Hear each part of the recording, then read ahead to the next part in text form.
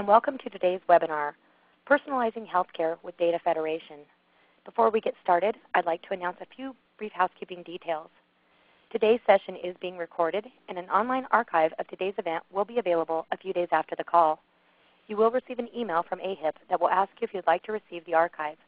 Please respond to that email if you would. I'd like to remind you of AHIP's antitrust statement and ask that you reference it in the Handouts tab. The antitrust statement prohibits us from discussing competitively sensitive information.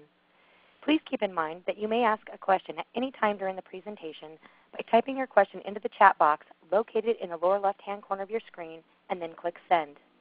You can adjust the size of the slides to fit your screen by clicking on the scale button located in the upper right-hand side of your screen. We are very fortunate to have with us today Dave Reed, Mary Vanderhyde, and Jim Dolstadt. At this time, I'd like to turn the floor over to our speakers, and Mr. Jim Dolstadt, please go ahead. Good afternoon. I'm really pleased at the turnout today. We know this is an important and timely topic for the healthcare industry, and I hope you find our discussion helpful. I know you all are eager to get to the meat of the conversation, but before I do that, I would like to start by introducing my fellow panelists. First, Mary Vanderhyde. Mary is a principal and consulting actuary with a health practice in Milliman's Denver office. Mary has been heavily involved in healthcare reform with a focus both on current required changes and on pricing and strategy for entry to the healthcare exchanges.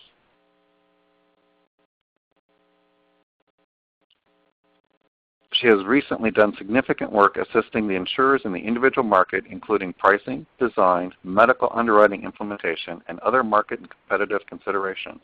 She has also worked in areas of predictive modeling, including risk adjusters, risk-based marketing, and other tools to enhance performance. Next, I would like to introduce Dave Reed. Dave and I actually became colleagues back in July when EXL acquired Blue Slate Solutions. Dave is Blue Slate's Chief Technical Officer and leads the vision for technical direction and innovation. Through his ongoing client delivery and tenacious interest in new technologies, he continually works to identify meaningful advancements in technology and delivery that will benefit Blue Slate's clients. His key research and development areas are semantic technology, data security, and analytics. And I'm Jim Dolstadt. I'm the Chief Actuary at EXL, and I'm responsible for working directly with our clients to improve their operational performance and clinical outcomes, identify opportunities to lower their claim and administrative expenses, and develop measurements and strategies to effectively compete in the rapidly changing environment resulting from healthcare reform. I work closely with EXL's data scientists and analytics professionals to develop product suites around operational performance, consumerism, and total population management. Today we will cover a range of topics related to data federation strategies and how you can benefit from implementing them in your business. We will start by discussing the opportunities different data types and sources enable. I will also define exactly what we mean by data federation. We will explore how other industries have successfully used data federation for decades and what we can learn from their successes. Mary will then walk through a specific case study where data federation has been implemented and report on what the results were from those efforts. Dave will then speak to the recent technology advancements that have made work in this area less complex and much less expensive to implement. Finally, I'll wrap up the hour with a handful of specific healthcare takeaways. Please note that if you want to socialize in this topic, you can do so by using #DataFederation. As the moderator stated, we will have time for Q&A at the end of the session today, so let's get started. Here is a slide McKinsey published back in 2013 showing what we all know. Healthcare companies and facilities have among the lowest customer satisfaction rankings of almost every industry. Why is that?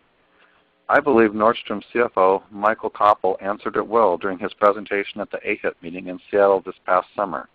To paraphrase, he said, "We know everything about you, but you know nothing about me."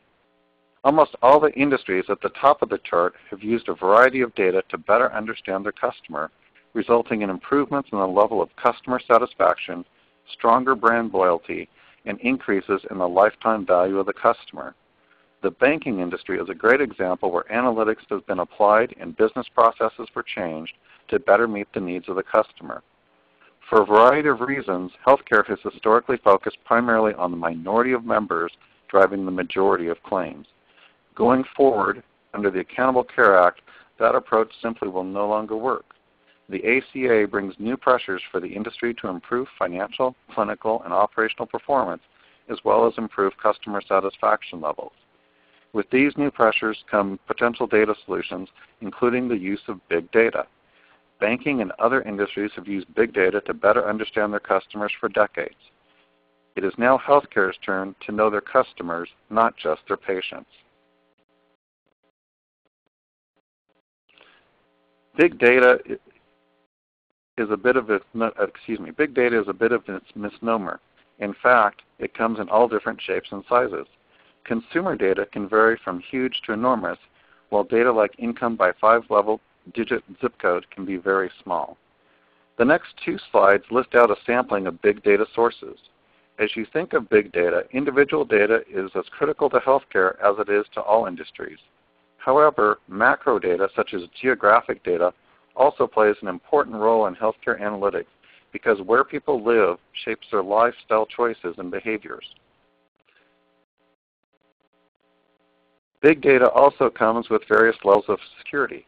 Consumer data is readily available at a price through data vendors. Many of those same vendors offer buy-ups to social data, which can be very useful through text mining. The price levels for that data, however, can escalate quickly. It is always important to understand the cost versus benefit of using any data sets.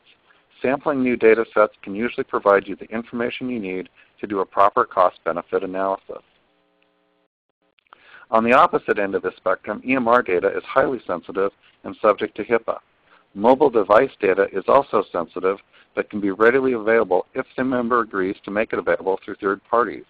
Many of the mobile device companies provide data direct through an API, and there are several data aggregator vendors who also collect and distribute data through APIs. I'm sure it would be very interesting to study all the people who, when taking a personal health assessment, say they work out 5 times a week for an hour and compare that to the number of steps and active minutes that their Fitbits and Nike Fuel Bands are actually recording. The key to big data is to make it consumable by narrowing it down to the elements that provide statistically valid insight into the issues you're trying to address.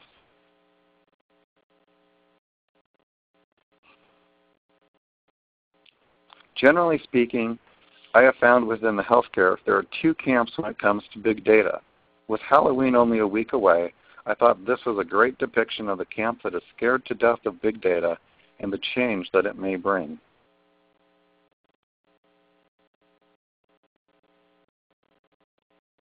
On the other hand, there are those that have embraced big data only to be overwhelmed by it. As you think of how we've started this seminar, we've used the term data federation, and that's because we are not fans of the word big data. It tends to be overused. The use of data that resides outside the walls of the health plan is critical to this industry's future success. We want to use that data to drive results, so we prefer the term data federation. For those of you not familiar with the term, I will use the analogy of states federating to form a country. In lay terms, data federation is where varied data resides within independent data stores to essentially form what appears to be a virtual database to the end user. Said differently, data federation is a process where data is collected from multiple independent databases and placed into a single virtual database without ever copying or transferring the original data itself. The relational databases that are the foundation of healthcare can continue to be used.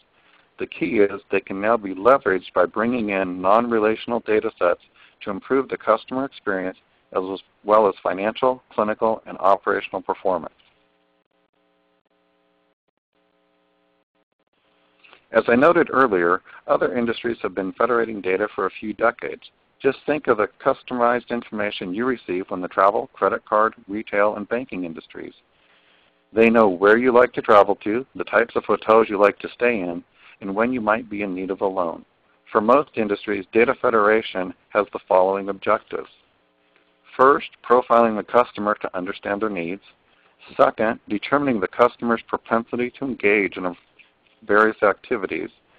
Third, understanding what media to use to best connect with that customer, and then using the right psychosocial appeal to drive change. And fourth, calculating the lifetime value of the customer to assure the most efficient use of resources. The first three objectives have direct correlations to healthcare. Profiling the customer has several different uses in healthcare. First, business acquisition of both employer groups and members. Second, risk identification and stratification. And finally, the upsell and cross-sell of products for those companies that offer multiple lines of business.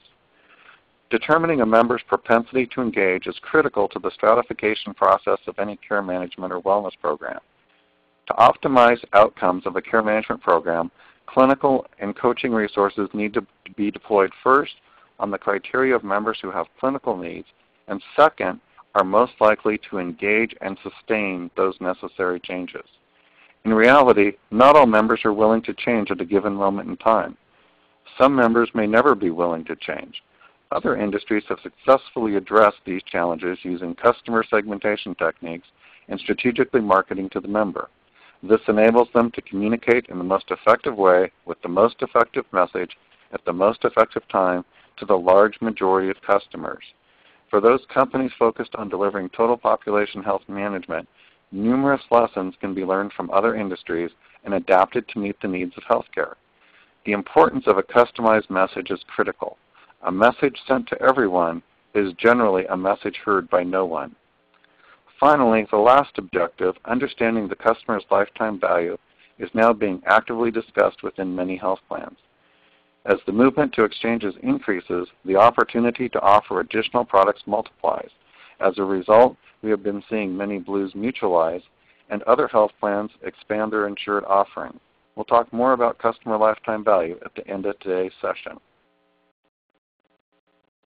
Mary Vanderheide will now walk us through an application of this theory and the results she's achieved with one of her clients.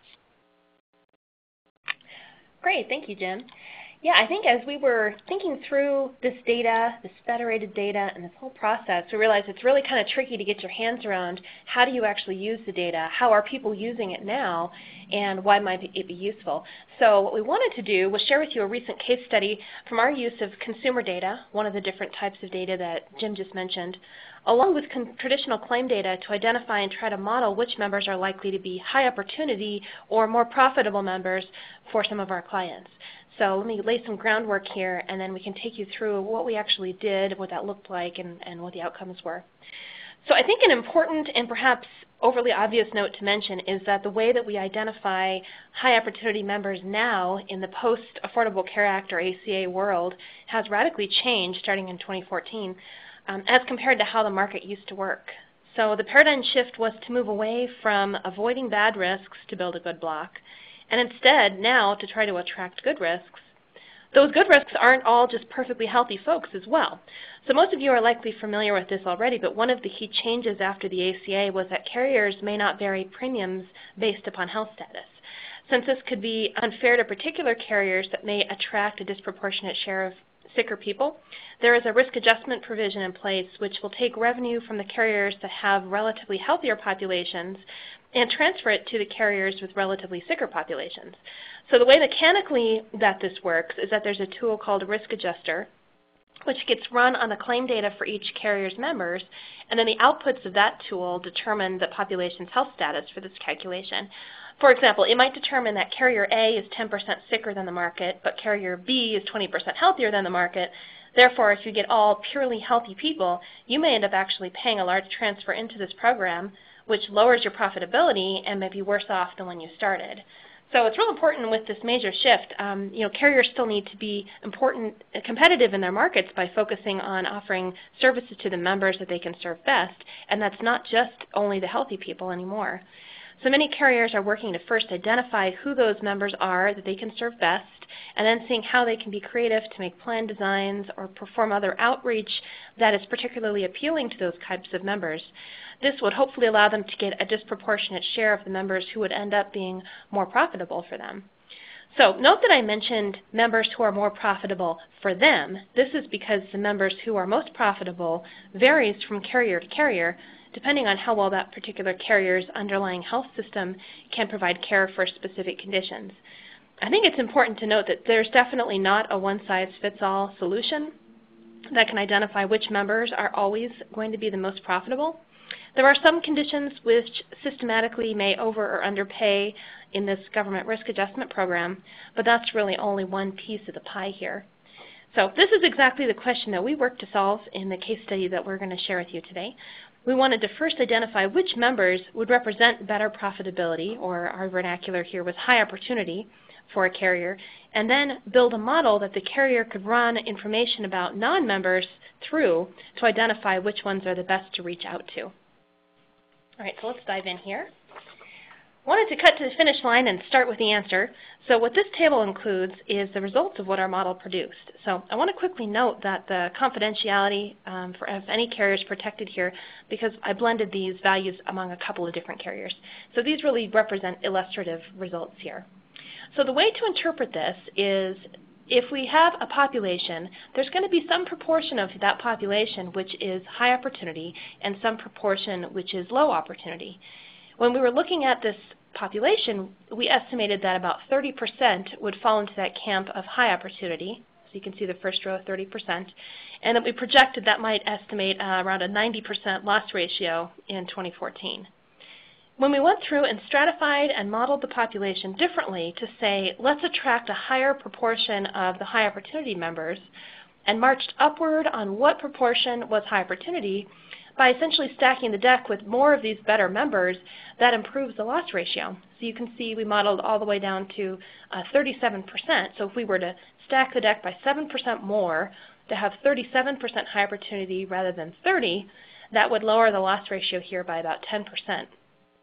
All of you know that's a big deal. So a 10% improvement in profitability is major. And so I think by looking at this, this kind of gives the big picture of why this is important, why you want to know who these members are, and why you want to have provisions in place to try to get more of them. Now that I've shared the results of this model, let's back up and I'll describe an overview of what we actually accomplished here. So first, what we needed to do was define these high opportunity prospects. And as I mentioned, that's different for every carrier. So we went through and looked at the risk of different population cohorts, look at the future profitability for those different members, and identify who we would say in a known population, so our own members now, who are the high opportunity people. Look at them compared to the low, make sure there's a meaningful difference between the two. Then we built a predictive model. And why is this important? Well, this is actually the magic here, because what we did was, again, for a known population for whom we have claim data, we could supplement it with the consumer data, so kind of unifying or federating together, the data, the claim data and the consumer data. Now that we have that union of the data set, we could perform statistical analysis on it to go through and say, what are the characteristics that more likely to identify a high opportunity person rather than a lower opportunity person, kind of go through and make sure that there is a statistically meaningful difference, using that consumer data as the predictor. Now, why would we do that? The reason we do that is that we want to know who the members are that haven't joined us yet. So if we only wanted to look at our own population for whom we have perfect claim experience, that's a much easier question than if we want to look at either brand new members for which we have only a few months of immature claim data, or we want to look at the larger market of who could we go out there and attract. So because you're not going to have claim data for people that aren't members yet, you have to have a model that uses only consumer data, and so because it's publicly available. So we built the model using the consumer data to predict the things that we've identified in the claim data. Essentially, we're calibrating this on a known population, and then we can extend this model, which then will only use the consumer data to make predictions for non-members. So after we fit the model, then we reviewed the model results. There's a lot of metrics here that I'll quickly walk you through to make sure that the model fit was valid, that it looked like it was an accurate predictor, and that we were confident with the way that we fit it.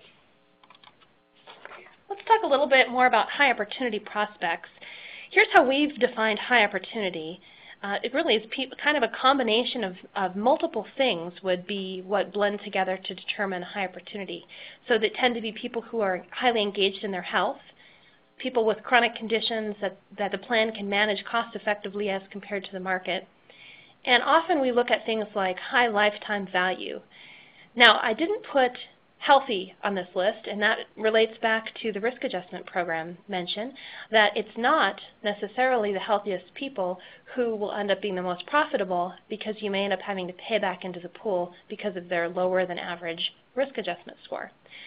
But most carriers tend to be targeting members that are engaged in their health, because those are the ones you tend to be able to actually help and actually manage better and give them the resources to meaningfully improve cost. So I'm being vague here about how we exactly define high opportunity, because it is so different for every carrier for which we've implemented this. So these tend to be the pieces that we put together to identify high opportunity, but that is definitely an item that there's not a one-size-fits-all. So if we look at the methodology here, I think this kind of takes us back to Jim's description of the different data sources, in that there's a lot of relevant data that we do have when trying to fit this kind of model. So it's for health insurance carriers, so we have membership and premium data. We have medical claim data. We know the rating factors that would be applicable for them currently and in 2014 when we were predicting it. We know admin costs. We were able to calculate the HHS, which is the government risk adjuster risk scores. And we have this consumer data that we're able to purchase, publicly available, and append onto our data set. So again, this is back to using the data that we have on a population we know to calibrate the model, which we then are going to validate on a pure data set.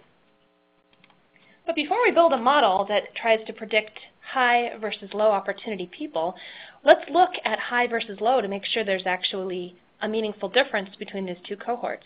We found that there definitely was, but not always in the places that we expected.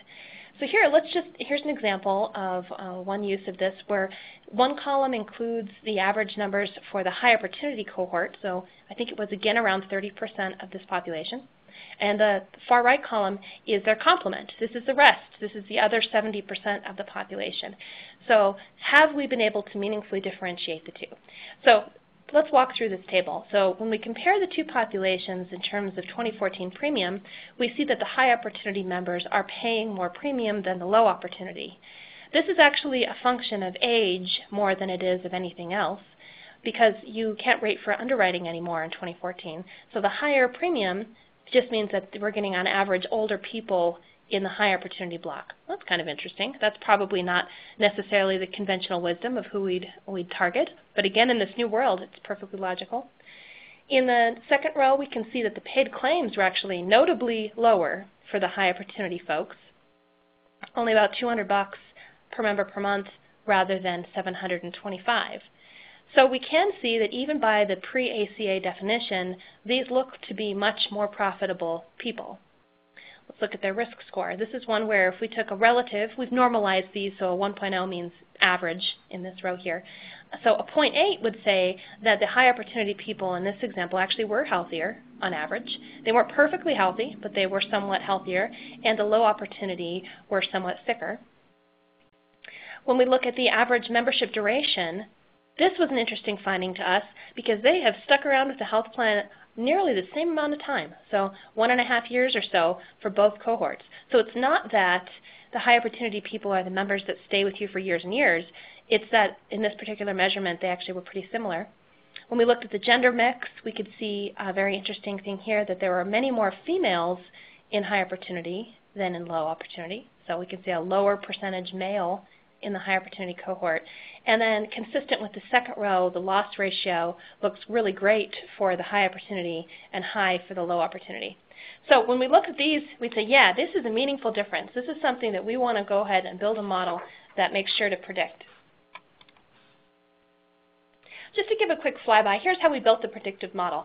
So we prepare the independent predictor variables, which I'll tell you a little bit more about. Those are the consumer data. We go through and kind of tidy those up. I'll show you some examples.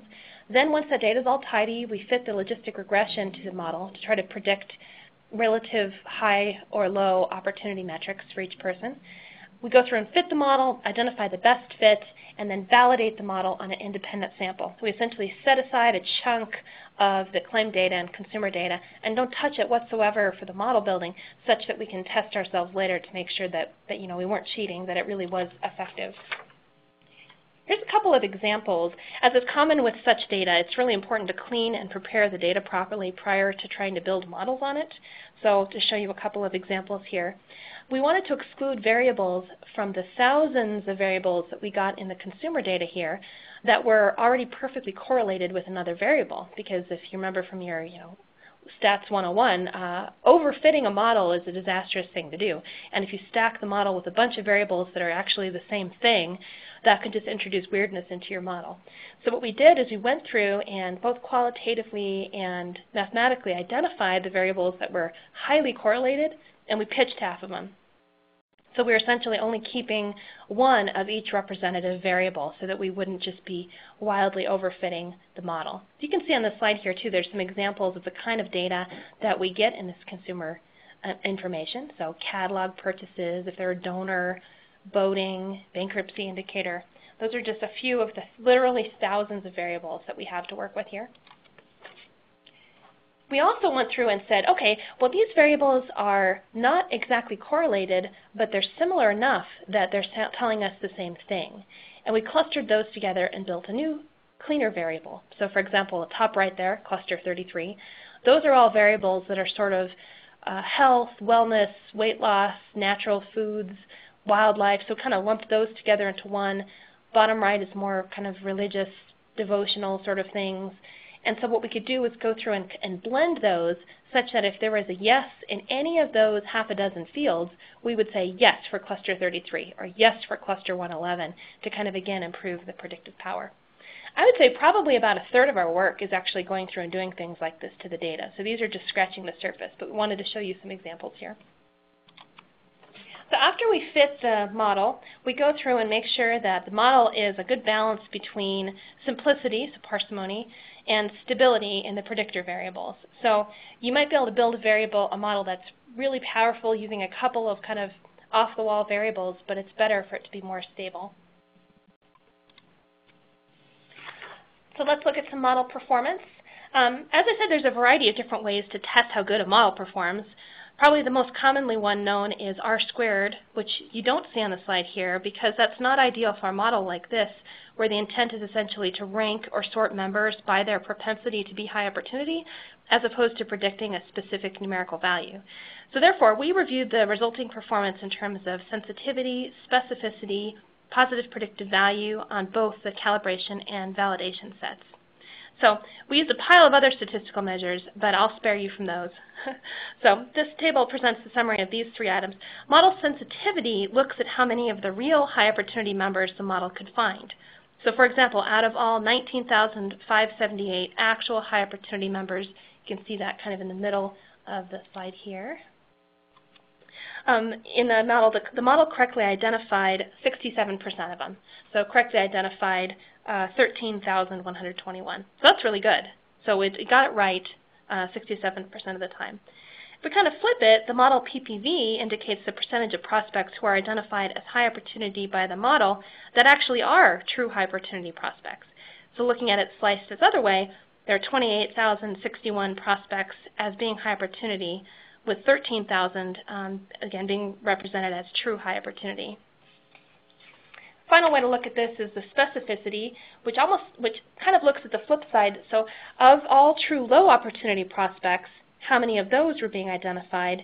And this is again right around 67% of the low opportunity. So of the 30,739 out of the 37,196, you can just see right here. So we're really happy with these results. Another way to look at this is looking at the lift. And what we essentially did was go through and score everybody in the population. This is the validation set. This is the one we set aside to make sure we weren't cheating. And we scored them in the model, and we ranked them from highest to lowest, and we cut them into 10 pieces. So if our model is great, then the first of those 10 pieces, the first decile, is going to be stacked with high opportunity members. And then if the lowest cohort, or the lowest decile, should not have very many in them at all. If the model is no good at all, then if we went through and ran it, sorted it, and cut it into 10 pieces, there would be the same number of high opportunities in each decile. So what we were really happy to see was how strong the lift was in this predictive model in terms of being able to predict non-members that are high opportunity. So we could see here in that first slice, we were 80% more likely, that's a 1.81 model lift, to have identified high opportunity people in that first cohort. So we were really excited about that and how strong that showed the model was faring. Another way to look at this is called a Lorenz curve. This is visually the same concept as the previous slide. The orange line represents what's called the line of equality here, or the cumulative count of members in each decile if we had no model to provide additional information about identifying high opportunity members. So along the bottom are the 10 different deciles, and going up the left there is the cumulative number of high opportunity members. So the yellow line's flat because if you just throw all the dice in the air and let them land and then cut it in 10 pieces, you'd expect each one to have the same number of high opportunity. However, the green line represents our model and the number of high opportunity members we found in each decile based on our predicted probabilities. And so the more the gap is between the green line and the yellow line, the happier we are, because that shows that we are more rapidly and earlier identifying the high opportunity members in those first deciles, which means that our model is doing a better job of predicting and sorting. So now that you've seen a case study of how you can actually use this data, what we want to do is share more about how you can get yourself an infrastructure to receive and use this data effectively. So with that, let me go ahead and pass this over to Dave, and he can share more information with us. Dave? Oh, thank you, Mary. Yeah, so at this point, you've heard a lot of value that can be obtained by leveraging data that coming from different systems, as well as working with that data. What I'd like to do is share with you 3 key data capabilities that are necessary in order to do this type of work, and some exciting things that have happened in technology that facilitate doing that more quickly. So the first capability that we really need is structure around our data. We need to be able to put our data in some location and work with it. But the reality is, do the kind of things that Jim and Mary are talking about, that structure has to be very flexible because we're bringing in different types of data and wanting to rearrange that data. We also need the ability to create relationships within the data, but those relationships have to be dynamic. So as Mary pointed out, as they go through pre-processing steps, we're changing our understanding of that data, and so we have to be able to very quickly change those relationships. And then finally, we need the ability to federate the data from these different sources, not just our internal databases, but also a variety of external information that's available. And we need to be able to do that rapidly. We can't have that take a lot of our time in order to figure out how to bring more and more data into the environment. So let's talk specifically about these capabilities and what we're looking for in them. And the first one is structure. Every database requires some sort of structure. We need some way to put a piece of data in and be able to go find that data later on and pull it back out. The reality is, though, that structure is simply a fixed cost of working with data. The structure itself doesn't benefit us. The structure doesn't provide us with insights about the information. It's simply a requirement that we have some sort of structure so that we can put our data together and pull it back out and keep it grouped. So what we want is a structure that only provides a way to identify the data. We don't want the structure to be responsible for other things with our data, such as what are the relationships within the data or what are the sources of the data. We just want it to be a way to put data in quickly and get data out quickly, which means that we want to shift as much as we can of the structure work around defining data to be something that's variable. In other words, we want that cost or that level of effort to be solely related to how much data and the diversity of the data. We don't want it to be a fixed cost of working with the database per se. That's something we're going to want to evaluate as we look at technologies. And so fundamentally, what we're saying is that we should have some ability to minimize that structured effort that's applied for each attribute that we add to the environment.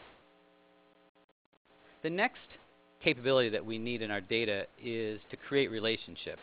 And clearly, as Mary went through that case study, relationships aren't forever. As we learn about our data, we want to be able to change our mind about what information we're interested in or even the structure of that information. And so what we need is a way to take our initial data set and create a worldview, but then immediately we need to be able to start to apply what we're learning and through the pre-processing steps that we've talked about, and as we do statistical analysis on that data, eventually we figure out that some aspects of our worldview are not accurate, and we need to change them, which means we need to change the relationships in the data, We also know, as Mary pointed out, that sometimes the representation of the data isn't optimal for the type of model that we want to build. And so we want to represent that information in a different form, which means we now need a different relationship to tie to that new representation. What this leads us to is the ability to do inferencing. So inferencing is a fancy word, and Mary actually, as she talked through building a predictive model, one of the things that she did, and I don't know if she brought it out in her case study so much, but there are times where there are values missing that you would like to be able to use, and they're missing from a subset of your data, and because you've clustered things, you might be able to actually impute the fact that, I know 80% confidence what that value is going to be.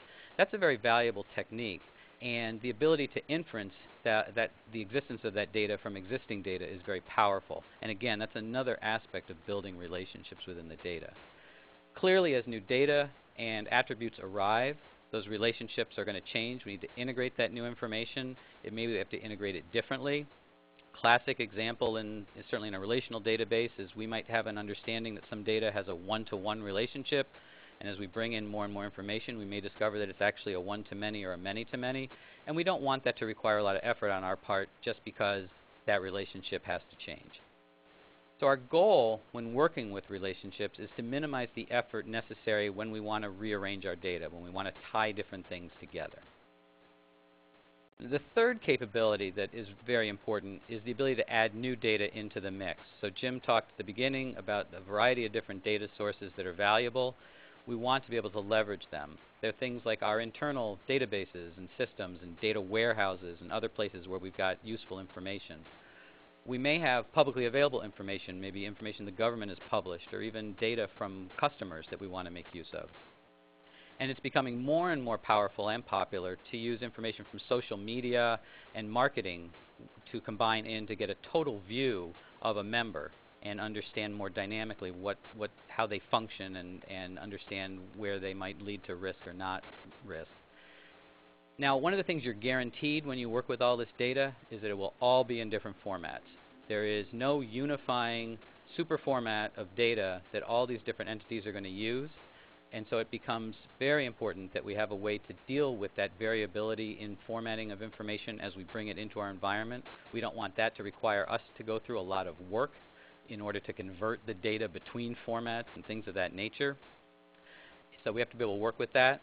We also need to be able to keep track of where we're getting this data from. Some of our data might be curated very carefully, particularly internal data, things from our systems where we own the process that creates and manages that data. Data that's coming from an external source may or may not be as trustworthy, and the fancy word for that is that we think about the provenance of the data. So we need some way to keep track of where does this data come from and how much do I trust it and under what circumstances would I use it or not use it. Maybe I only use it to support a concept and not as a core part of my model, things like that. So again, reducing this to a goal, we want to minimize the effort necessary to bring in that new information. We don't want to take a lot of time to bring it together because we may find that it is of different levels of usefulness to us anyway. What I'd like to share with you is some significant work that's gone on in the data world. So we've talked about these 3 data capabilities, and there's been a lot of work done over the past certainly 10 to 15 years that changes the game in how we can work with data. So I want to walk through what that looks like. We've certainly in history worked with flat files and relational databases, but more recently you've probably heard a lot about NoSQL, things like key value stores and document stores where we structure the data in a different way. And even more recently, with the fact that we have more and more powerful computers that have more RAM available, more compute power available, we're seeing a lot more application of graph databases that structure the data in a completely different way, and I'll actually show you just a little depiction of what how you might visualize that in a couple of minutes. And then on top of all the graph theory that we can now apply, there are concepts around semantics that allow us to think about the meaning separate from the data structures. And so we're going to talk a bit about how semantics plays a role in there. Now what this gets us is an environment where the structure of our data is in fact completely separate from the relationships in the data. So we can place the data in a database that wants to build a graph out of it, but we don't need the graph to be understood up front. Essentially we can put our nodes and edges together, and then later on we can figure out how to connect them into a more complete graph. So we have the ability to separate those 2 concepts very cleanly. The second major piece is that we can evolve those relationships. So if we change our mind about how things should be connected, that's easy to do in the graph, and I'll walk you through that in a moment, what that might look like. And finally, semantic technology itself has been evolving now for a good 10 years. And there are a lot of major players in the space, and it has become a viable approach now to pulling data together, to really federating the information. Now, I'm a data guy. I like to work with these systems, so I had to have some slide in here to really talk to what might this look like. So don't want to overwhelm anyone, and our goal here isn't to master this technology. But what you're looking at a high level is a graph. And what we're depicting at the top of this graph, we have a source claim system and a source provider system.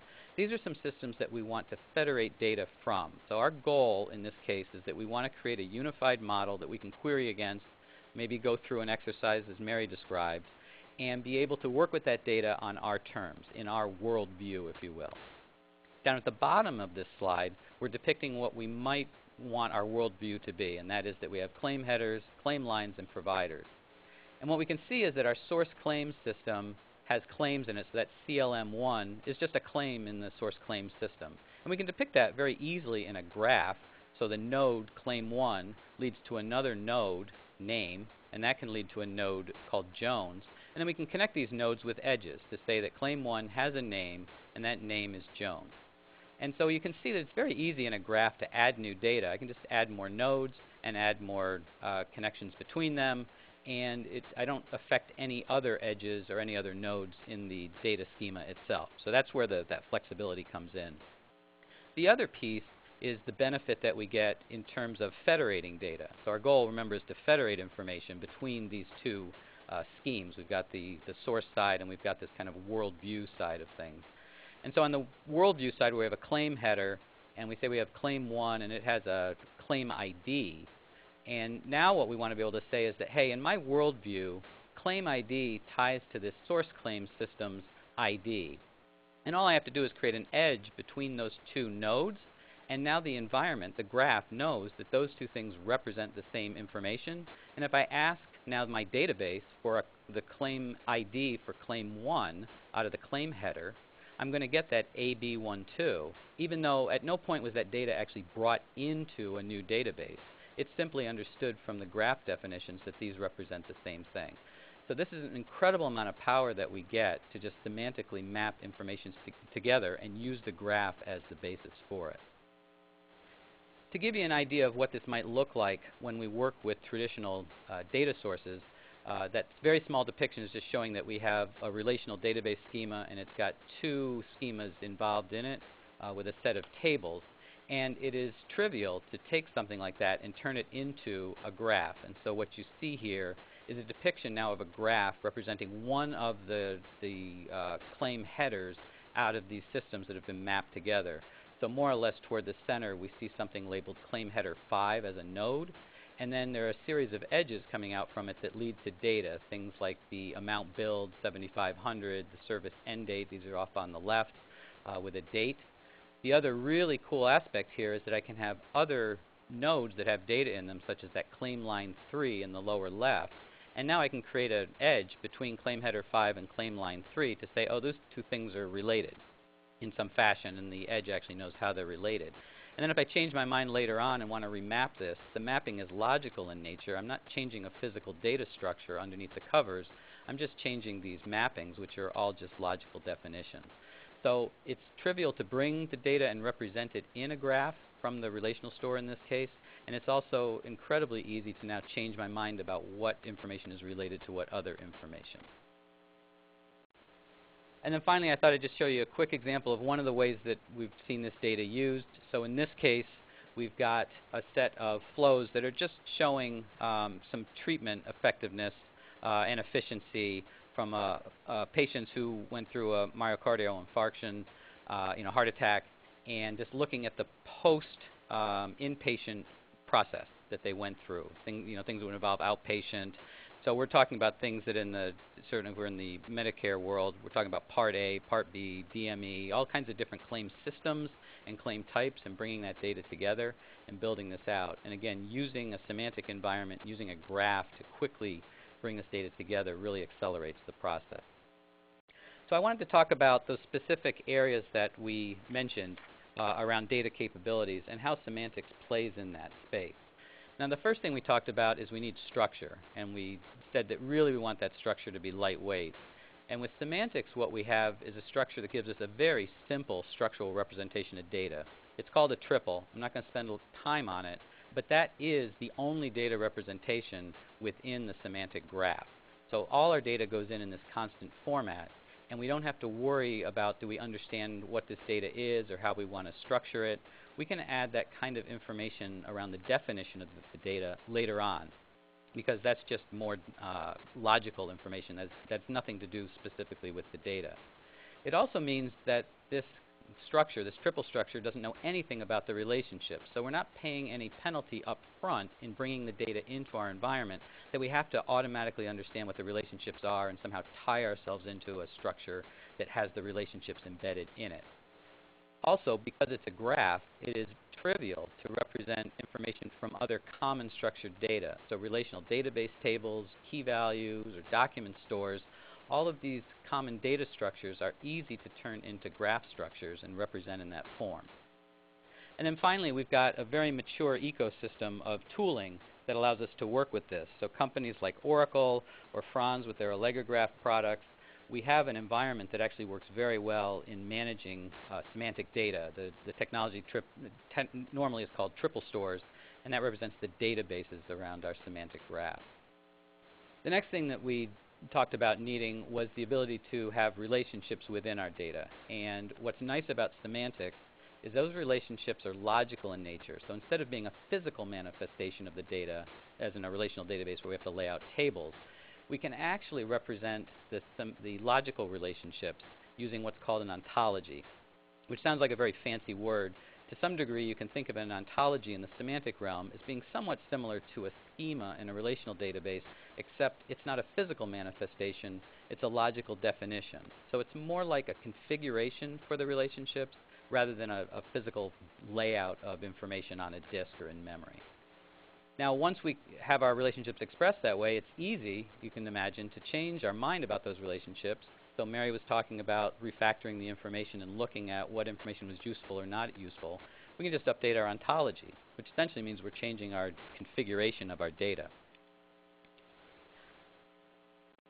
We also, because this is all logical in nature, we can change our worldview at any point in time. It is perfectly feasible to have different parts of the organization looking at the same set of data but wanting to twist it in different ways by creating different ontologies.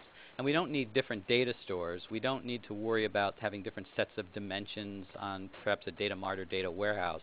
We can just change the ontology definition for different groups, and they can group that information in a way that's reasonable for their function.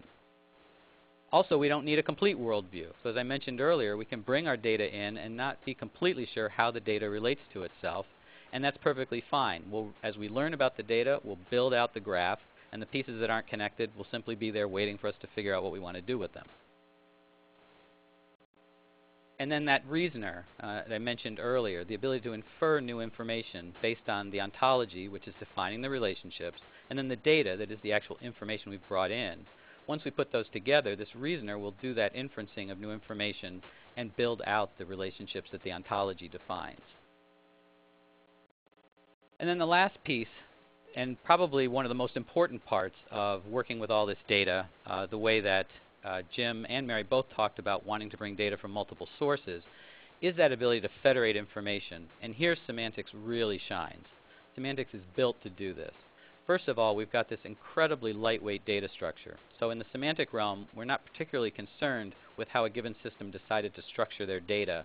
We're perfectly fine with any type of structure, and we can represent it in the graph.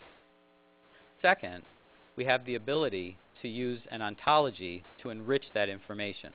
As we bring data in from other sources and figure out how we want to relate it, and we can build out the ontology, which will then lead us to a different view of the federated information. And so that can all happen essentially as we modify that ontology.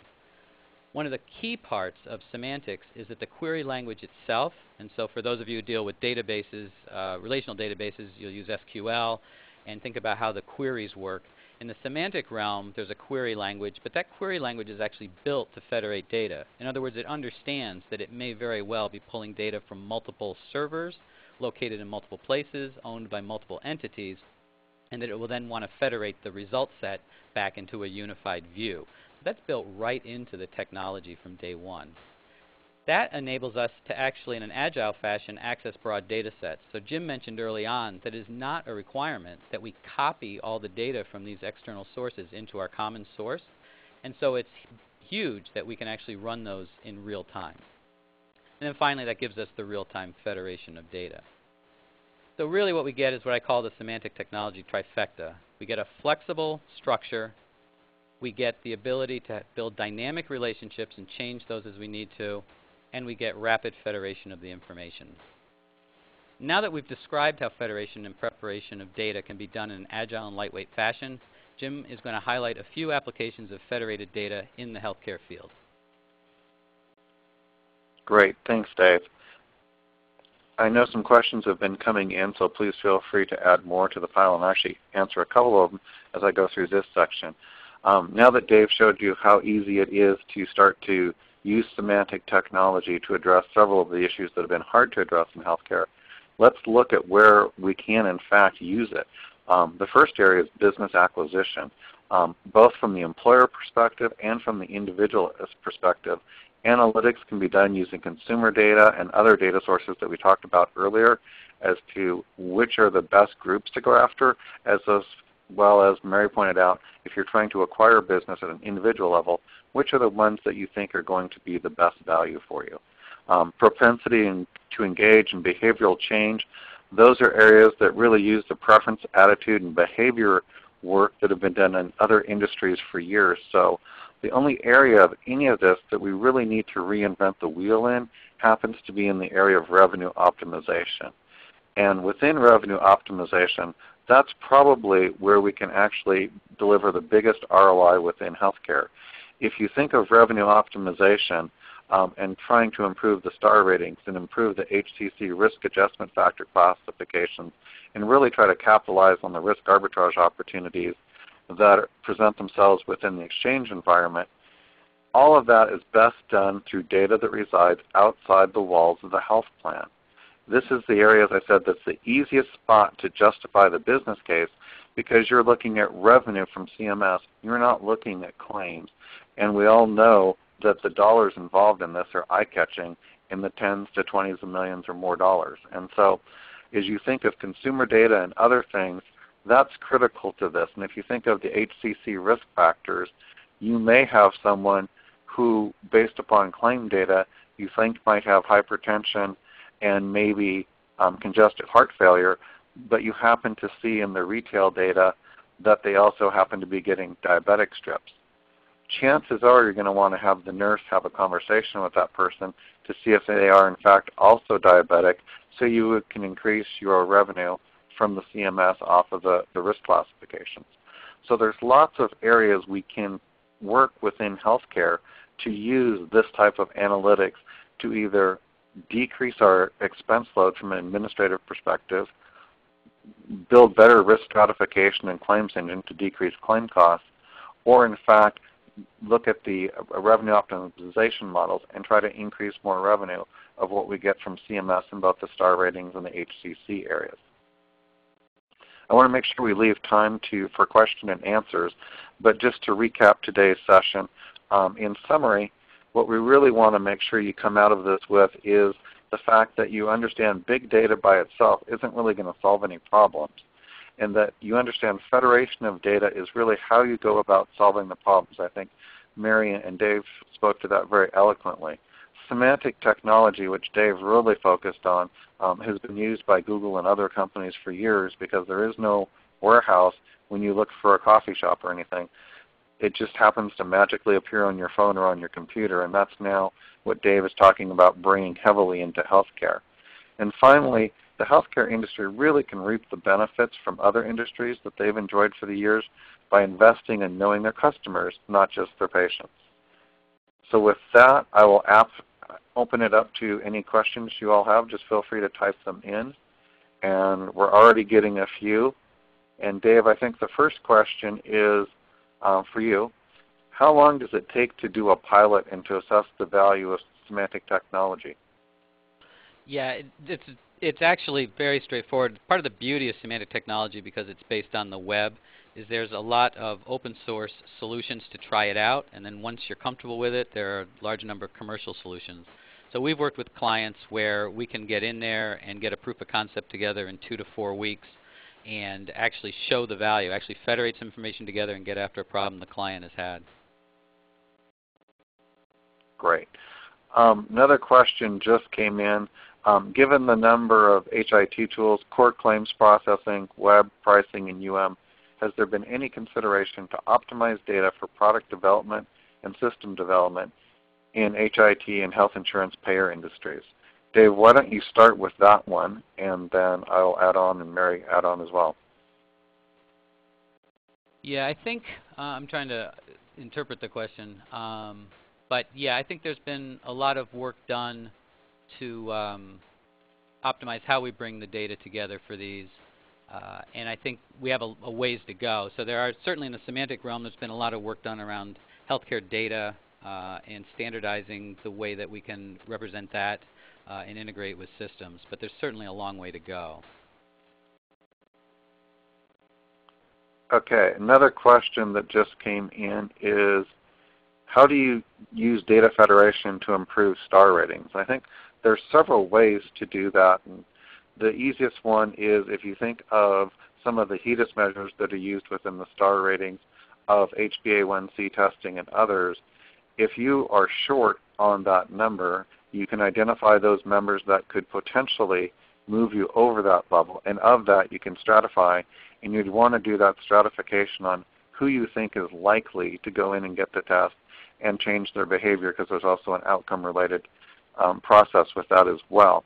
And as you look at that, that's where the consumer segmentation comes in, using the retail data, the geographic and demographic data we talked about earlier, because you can't go after that entire gap. You're going to want to very selectively stratify that group that didn't get their HbA1c and make sure you use your resources wisely. Just waiting for other questions and sorting them through. So Mary, the modeling and analysis that you were describing, is there a named tool used to do it? Sure. Yeah, it's not a single tool that's off the shelf, but we refer to it as risk-based marketing, or RBM, and it's something that Milliman has developed with some of our marketing partners as well. So feel free to reach out to me afterwards. I can send you some more detail, but I think it is not a one-size-fits-all tool, but it is a really well thought out approach that we would use for multiple different modeling. Okay. One more question here. Dave, why do you think health plans have been slower than other industries to adopt semantic technology? Well, I think there's a few drivers. I mean, certainly where we saw semantics being used early on were companies like Google, Facebook. They had a huge problem in terms of aggregating a lot of data over which they had no control. We also saw it starting to be applied in media, where there's a lot of different file formats that get used to share information, video, audio, etc. And then we started to see financial services with a lot of standardizations. For years they've had EDI transactions and things like that, so it was kind of a natural progression to start to leverage this type of technology where you already had those definitions. And so I think healthcare it's taken some time for them to understand how can we leverage this amount of variability, this ability to federate this information and bring it into our environment. There haven't been a lot of standards that healthcare could use. That's changing in terms of semantic capabilities. So I think a lot of things went into just needing kind of a perfect storm to come together to make it viable. Okay, great. Here's another one. What examples of improving care cost efficiency using data federation do you have? Not acquisition, not revenue optimization, but actually lowering the cost of care. I think that's a great question. I think it gets into when you stratify a population from a care management perspective, we know historically that through employer incentives and everything, there's a lot of passive compliance. And so you really have to be able to use consumer segmentation techniques to understand who's actually going to change and sustain that behavior. Otherwise, you're applying resources in the wrong area. And so as you think about that and you start to get people to change their behavior and you start working with the members that are more likely to do that, that's where you're going to start to see that behavioral change, particularly in the areas of lifestyle change. Yeah, I could give a quick case study of that too, Jim. I think that the similar techniques that I described in this case study from a mathematical perspective we've used in the disease management realm as well, where instead of trying to predict who are the high opportunity members, we would instead identify and predict who are the members that are likely to both A, engage with the DM program. So if you reach out to them, they're actually going to follow through on the activities defined by the DM program and be on board with that. And then B, would actually benefit from it from both a quality and cost perspective. And so it was a kind of a two-tiered modeling approach where we could go through and identify a candidate score for who, given our natural, limited resources for DM interventions, who would be the sorted list of the first 1,000 we should reach out to, or 10,000 or whatnot, to make sure that you're using your resources both on the people who probably care about DM and the ones that will actually lower cost and improve care. So the same techniques using this consumer data have been very helpful. Oftentimes you want to get ahead of the curve, and with new members you don't have that claim data, so having a model for membership purposes, for disease management purposes, is incredibly valuable as well. Right. And a lot of work has been done in the area of preferences, attitudes, and behaviors, so you can have that first 30 seconds of the call to a new member be much more effective than it would be. And I know the coaches and the nurses really appreciate that edge that they have when they understand what might be driving the members' behavior so they can have success in those phone calls. Another question that came up is, and probably Dave, this is a good one for you, what is the role of federated data on the provider side, and how do you see it being used practically? Well, certainly we know that there's a lot of focus around sharing healthcare-related information. We've got exchanges, EHRs, EMRs, and the power of federated data, and certainly semantics in general, is to shift the focus from trying to figure out how to get those systems to directly interact, because the goal can't be that we're going to get our providers onto unified systems or anything of that nature. So what we need are technology solutions that allow us to integrate those things in a very lightweight fashion so that we can deal with new options and new systems that come online and not cause a lot of work to have to be done, particularly at the provider side. So we can just essentially take their data and start to work with it. And Semantics is built to do exactly that. So I think allowing providers to leverage the tools that work for them in their operations and pick those optimal tools for their own purposes and not worry about, oh, can we create some Uber solution that they'll use but also gets us the benefit we want, and just realize that integration becomes the key to making good use of that data. And I think once we have that, then more and more providers want to get into that game because now providers have a benefit. They can read data from other providers. They can participate in the exchange, in the healthcare exchanges, without having to do a lot of legwork themselves. So I think there's a lot of power to leveraging semantic data federation. Thanks, Dave. And we do have time for a few more questions. We don't have to, I think we have until 12:30 if the questions keep continuing. There's a couple more here. Mary, what were some of the common characteristics among the high opportunity members in terms of the appended data? Sure, yeah, and this is one of those cases where we've seen different things each time we've gone through and built one of these models, just because the definition of high opportunity is different for each carrier. Some examples that come to mind would be things that we would consider part of engagement, or that the person is more engaged, which I think was gratifying for us because that seems intuitively logical that those members might be ones that, using our financial metrics, look like high opportunity, and also ones that kind of conceptually made sense. So examples would be there's variables about being a hobbyist, traveling, sporting. There's a variable in there called walking for health, or some similar thing, which is not just that you like to walk, it's that you're walking for health. That's a very useful variable. There's a lot of stuff in all the various consumer data vendors that's related to income, and that's a big deal for the post-ACA world because the percentage of the federal poverty level, or FPL, dictates the level of subsidies that different people get, which also impacts behavior in addition to purchasing behavior. And so there's tons of great income variables or asset type variables that has triggered in the models. Also things as simple as household composition, size of family, age gap between family members, all that data is included and available. Great. Thanks, Mary. One other question that just came in is, can data scientists in other industries adapt to healthcare? And I think the answer to that is definitely yes, particularly in areas like payment integrity, where it used to be so largely claims-based, and with the value-based pricing now, it's moving much more into a credit card type transaction basis, where if you think of the credit cards when it's a point of service on fraud, now we're looking at point of access and point of authorization as similar areas within healthcare, and then you just look at the clinical care path to see, does that make sense at that point in time for that member. So that's a good area where those analysts in the credit card industry have been already very successful in the health industry. And those folks who know consumer segmentation have done a great job in the healthcare industry, and I think they've quickly adapted as well, particularly when you get into the areas of people's propensity to engage and all of the risk profiling. No more questions. So I really want to say thank you for all of you that hung through this, which the majority of you did. So we really appreciate your participation today. You have all of our contact information on the screen that you're looking at. And again, thank you for your participation. And thank you for that great presentation to our speakers, for sharing your thoughts today.